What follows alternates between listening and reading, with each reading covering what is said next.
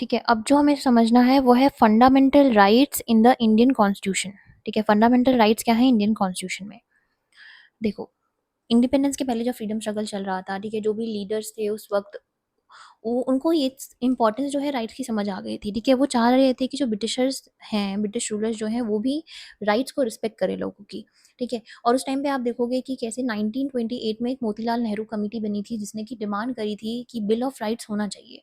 तो अब ये चीज़ नेचुरल थी। देखो, जब इंडिपेंडेंस से पहले इतनी ज़्यादा इंपॉर्टेंस जो है समझ आ गई थी, जो लीडर्स थे फ्रीडम फ्रीडम स्ट्रगल में, जो लीडर्स थे, राइट, उनको इंपॉर्टेंस समझ आ गई थी राइट्स की। तो जब इंडिपेंडेंस मिला इंडिया को, ठीक है, जब कॉन्स्टिट्यूशन हमारा बनना स्टार्ट हुआ, तो वही जो फ्रीडम स्ट्रगल में जो हमारे लीडर्स ने जो इंपॉर्टेंट रोल प्ले करा था, वही लोग कॉन्स्टिट्यूएंट असेंबली के मेंबर्स भी बने थे। ठीक है, कॉन्स्टिट्यूएंट असेंबली हमने समझा था जिसने इंडिया का कॉन्स्टिट्यूशन बनाया था। ठीक है, तो ये चीज़ नेचुरल थी कि वो लोग कॉन्स्टिट्यूशन में भी राइट्स को इनकॉर्पोरेट करेंगे। ठीक है, राइट्स से रिलेटेड प्रोविजंस को डालेंगे क्योंकि उन्हें पता था राइट्स की इंपॉर्टेंस। ठीक है, तो constitution listed the rights that would be specially protected and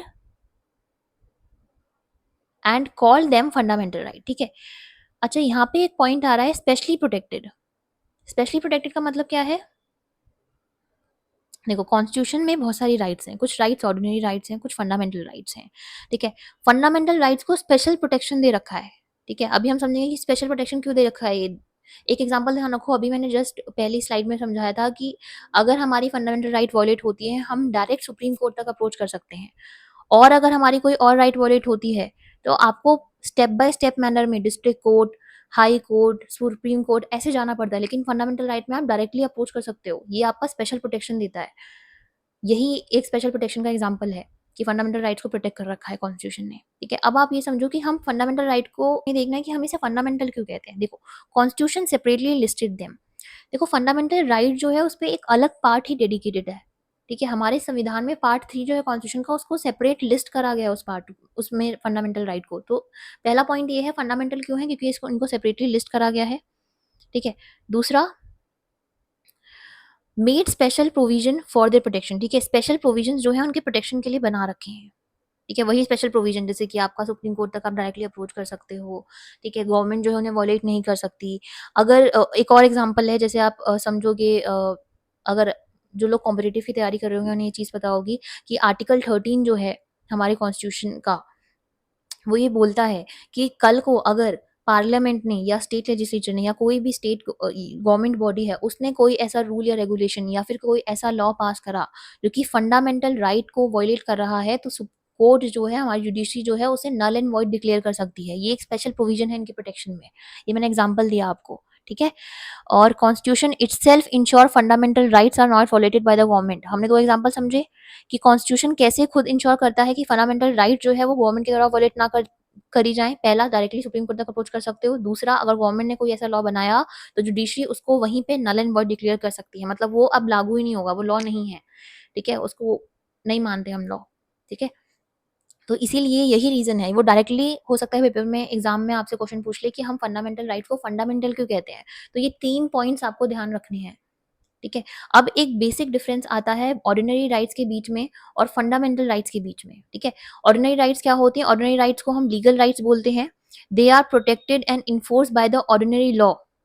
ठीक है, maybe they may change by legislature by ordinary process of law making.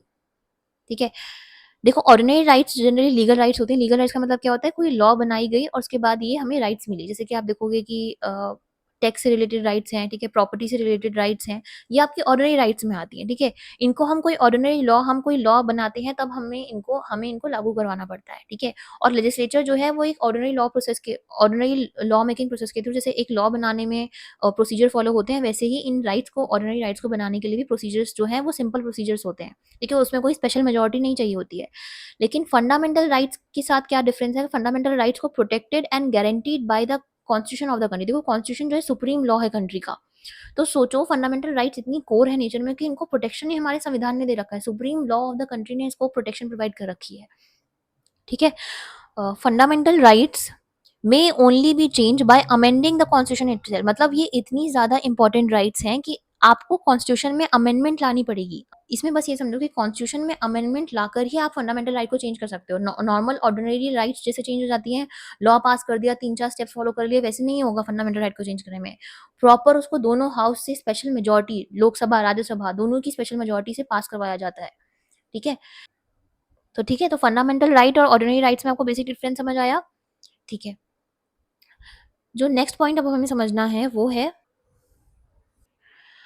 अब देखो आपको ना जुडिशरी का रोल समझना है फंडामेंटल राइट्स को प्रोटेक्ट करने में। ठीक है, जुडिशरी मतलब हमारी जो सुप्रीम कोर्ट, हाई कोर्ट है, उसका रोल क्या है फंडामेंटल राइट को प्रोटेक्ट करने में। एक एक एग्जांपल मैंने अभी समझाया आपको, पहले वही ये चीज यहाँ पे कह रहा है कि judiciary have powers and responsibility to protect from violation by actions of the government.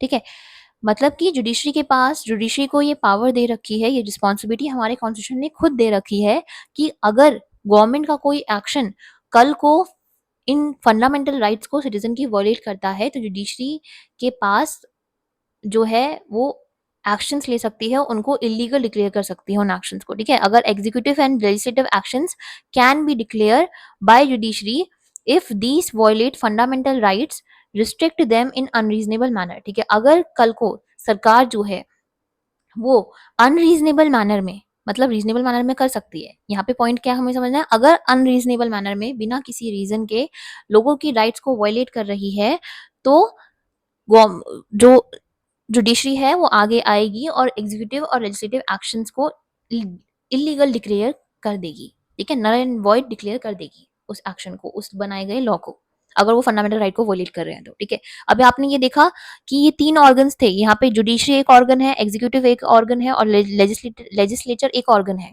तीनों ऑर्गन गवर्नमेंट के कैसे चेक एंड बैलेंस यहाँ पे सिस्टम इंश्योर हुआ। ठीक है, एग्जीक्यूटिव लेजिस्लेचर ने कोई काम करा तो जुडिशरी ने उस पर चेक लगाते हुए उस काम को नल एंड वॉइड डिक्लेयर कर दिया, अगर वो फंडामेंटल राइट को वॉयलेट करता है तो। ठीक है, ये हमने पढ़ा था चेक एंड बैलेंस। अगर आपको समझना है चेक एंड बैलेंस को, तो आप पहली वीडियो आप रेफर करिए, फर्स्ट चैप्टर में हमने ये चीज अच्छे से समझी है चेक एंड बैलेंस के बारे में। अब देखो, fundamental rights are not absolute और लिमिटेड राइट्स। ठीक है, फंडामेंटल राइट्स जो है वो आपकी एब्सोल्यूट और लिमिटेड राइट्स नहीं है।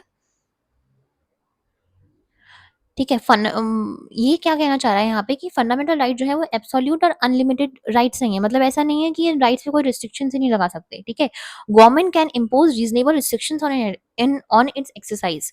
जैसे कि आप अभी एक एग्जांपल समझोगे कि कैसे हमें freedom of speech and expression जो मिल रखा है।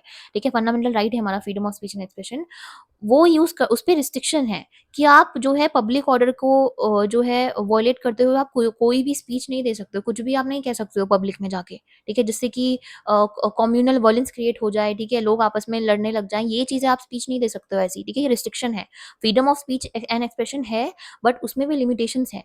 ठीक है, यही बोला कि फंडामेंटल राइट्स एब्सोल्यूट नहीं है, अनलिमिटेड राइट्स नहीं है, गवर्नमेंट उन पे टाइम टू टाइम रिस्ट्रिक्शंस लगा सकता है। ठीक है,